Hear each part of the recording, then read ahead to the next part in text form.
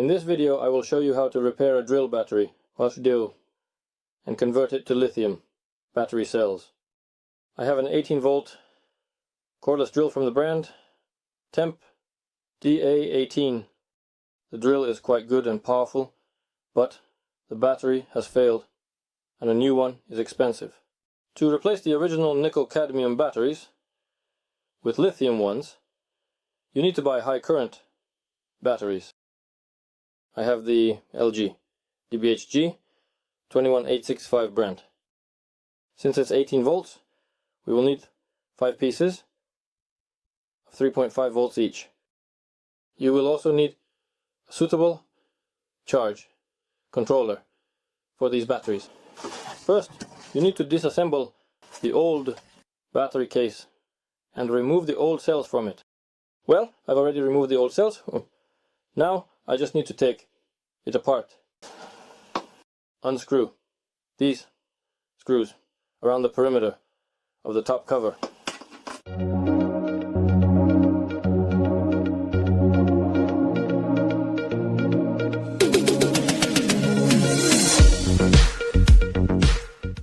As you can see, there are 2 original elements left here. Nickel-cadmium paper ones and an insulator. Remove the original elements. You can see that everything is held on this frame. There is plenty of space in the old battery case. 5 lithium batteries will fit in here without any problem. And there will even be space left over. I took a controller with a power of 15 amps CF 5515A. I think its power will be sufficient. If it's not enough, then I'll have to buy a more powerful one. If you don't have a spot welder at home, it's advisable to buy both cells with pre-attached contacts. This way you will ensure that the battery does not overheat and it will last longer. To connect the controller to the batteries, I will use this schematic, downloaded from the internet. Before soldering all the elements, it is necessary to check their voltage using a multimeter. It should be the same to avoid imbalance. 3.41 volts. But all the elements require charging. To charge the batteries, I will use a regular charger.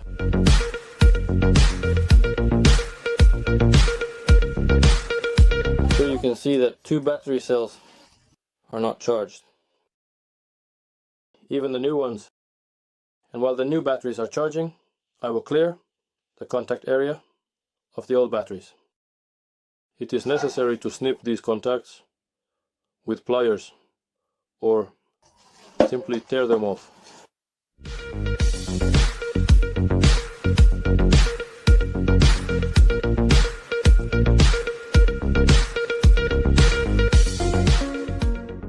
Here are the old cells. You can see that they are almost falling apart. A lot of oxidation. And the standard battery had a voltage of 1.2 volts and a capacity of 1000 microamperes per hour. Let's check the voltage on these batteries. Yes, it's very low here. 0.01 volts.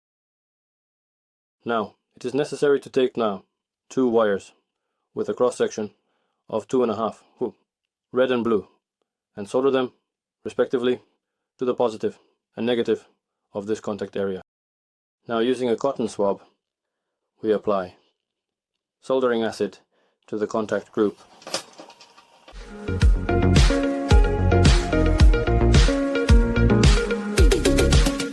And we solder the wire contact here.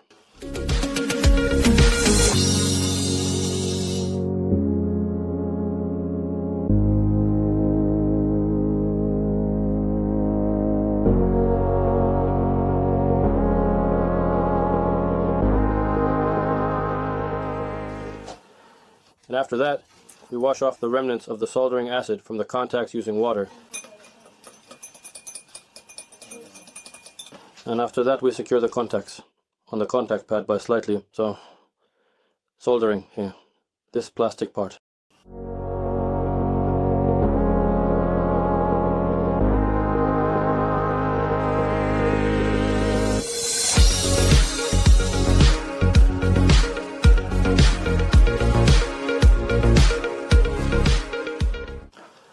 Now we take super glue and glue this pad to the top part of the battery.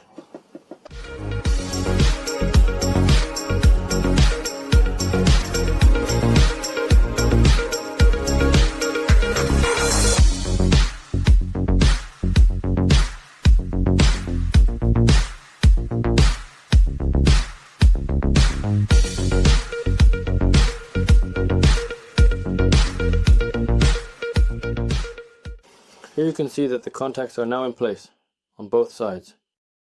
After all the batteries are equalized in potential, it's necessary to bundle the batteries together. For this I use a regular one.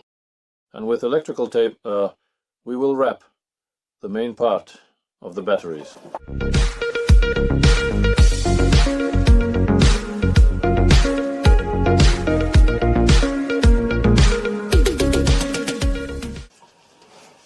The contacts must be insulated to prevent a short circuit.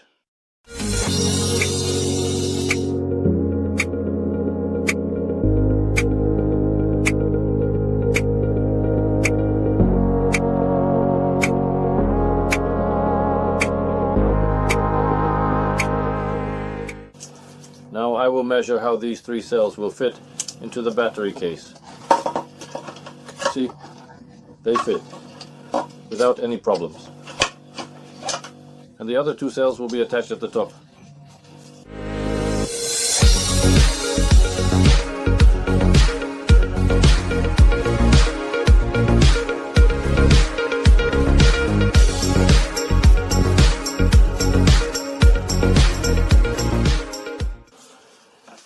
This is the battery pack we ended up with, and after this we will start soldering the positive and the negative terminals together.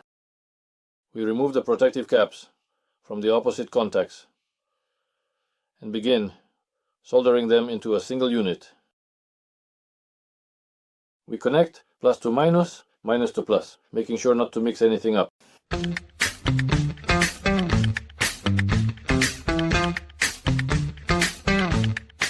We leave the outer leads for connecting to the control board. As you can see, the total voltage is 19 volts. This means the assembly is correct.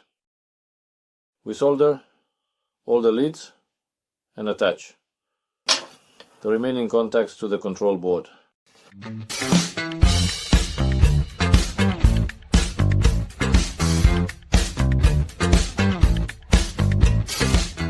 We apply phosphoric acid for easier soldering of the contacts and heat for a very short time to prevent the contacts from overheating.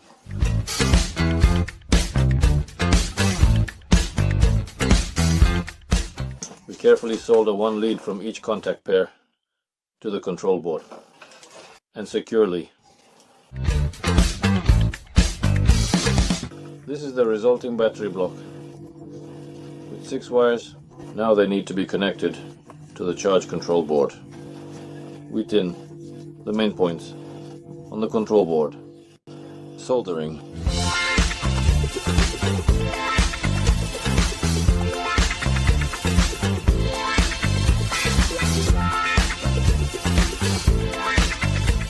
And after that we will start soldering the components to the control board.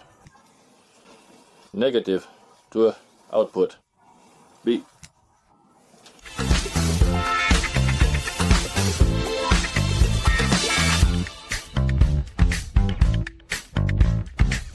After this you can check the battery's operation. The battery is working well, so we can assemble everything into its case. And after that we will proceed to pack all the power elements into the battery, place the entire control unit in its position For safety, wrap the charge control board with electrical tape or use heat shrink tubing to prevent a short circuit.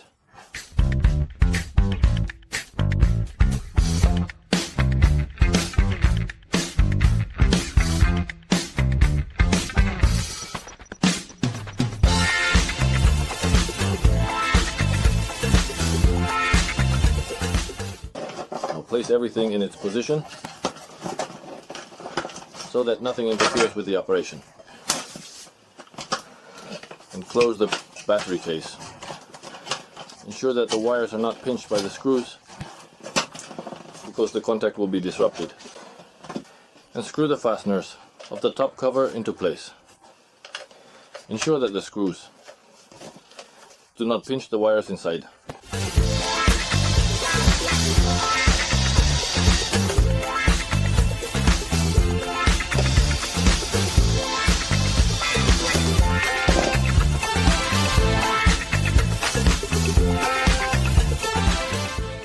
And screw the fasteners of the top cover into place. Ensure that the screws do not cut the wires inside.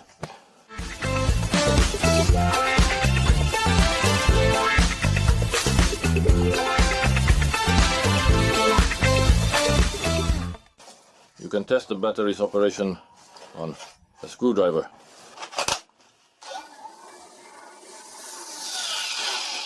Now, let's check how the battery charges on the standard charger. The standard charger has a power supply with a voltage of 19 volts and a charging current 0.35 amperes.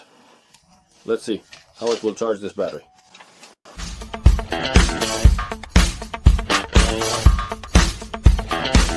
As you can see, the green charging light has turned on. This means the battery is charging. When it goes off, the battery will be fully charged.